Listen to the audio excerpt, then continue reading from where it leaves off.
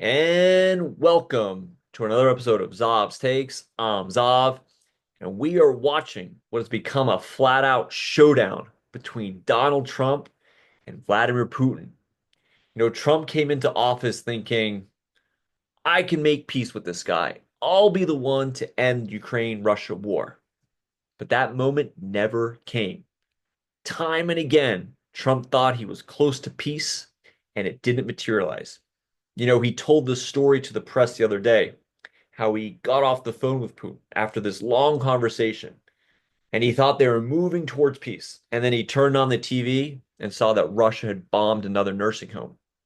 And it became clear to Trump that Putin had no plans to negotiate. And let's face it, from Putin's perspective, he had no reason to stop attacking.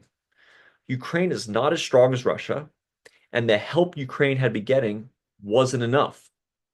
Meanwhile, Putin had been raking in the money, selling his oil and gas to, China, India, Turkey, Brazil, even European countries to a lesser extent, Hungary, Slovakia, Belgium, France, the list goes on.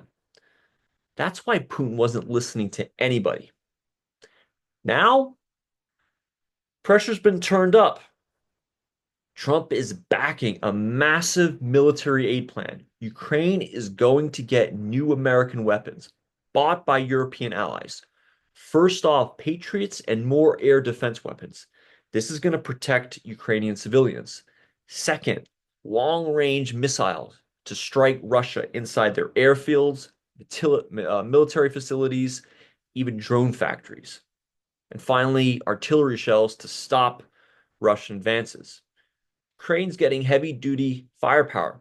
There is also a bill sponsored by Republican Lindsey Graham, co sponsored by Democrat Richard Blumenthal, and 80 senators, okay, are supporting it. It's called the Sanctioning Russia Act.